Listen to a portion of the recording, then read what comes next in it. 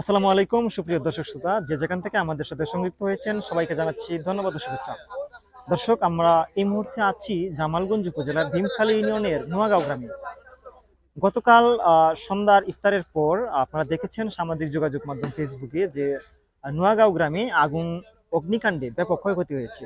আমরা এই মুহূর্তে এসেছি এবং স্থানীয়দের সাথে কথা বলে যতটুকু জানতে পারলাম, এখানে আমার পিছনের যে অংশটুকু রয়েছে সেখানে একটি পল্লী বিদ্যুতের একটি মেইন লাইন রয়েছে, যেটা থেকেই প্রাথমিকভাবে এবং স্থানীয় লোকদের কাছ থেকে কথা বলে জানলাম সেখান থেকেই অগ্নিকাণ্ডের সূত্রপাত হয়েছে।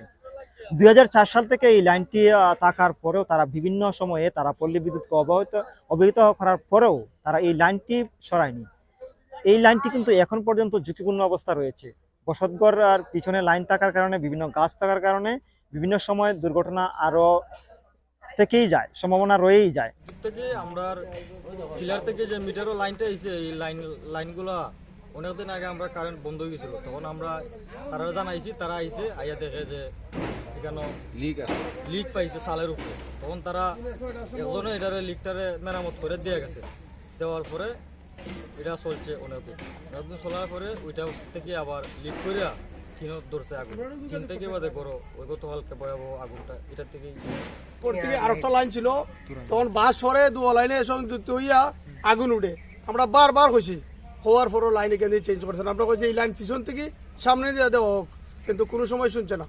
একসময় এই ওয়ারিং এর যে পাইপ আছে না, এই পাইপ গুলা দেওয়া হয়েছে, পাইপ বাসে বাসে লাগিয়া পাইপটা গেছে কি এখন ওই দেখুন পাইপ আছে, কত ঝুঁকিপূর্ণ অবস্থা আছি। আমরা কোনো কথাই শুনে না। এই লাইন লিক হয়েছে এই দুইটা ঘরের, বারবার হয়েছে। এই কারণ হওয়ার পরে কইছে যে আমরা উঠতারতাম না ফিলারও। আমরা আমার বাতি যায় বাস কাটটা মইয়া বানাই দিছে, উঠছে। উঠটা দেখিয়া কইছে লিক ঠিক আছে, আমরা এটা বেলেট টেপ দিয়ে কাগজ দিয়ে বান্ধা গেছে। আজকে এত বড় দুর্ঘটনার মোকাবিলা আমরা হয়েছি। হ্যাঁ, এই ব্যবস্থাটা যদি দ্রুত ভাবে তার চেঞ্জ করা না হয় এখান থেকে আরো ঝুঁকিপূর্ণ। এই যে বাড়ি, আমার বাড়ি আছে, আমার বাইরের বাড়ি আছে, আরো বাড়ি ঘরদার আছে।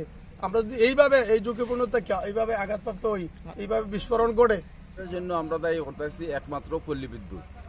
এই পল্লী বিদ্যুতের গাফিলতির কারণে এই দুর্ঘটনা ঘটছে। এই অবহেলিত তিনটি পরিবার একবারে ধ্বংস হয়ে গেছে।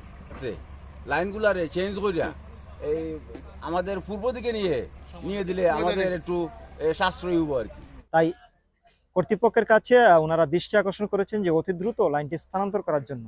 সবাই ভালো থাকুন, সুস্থ থাকুন, আল্লাহ হাফিজ।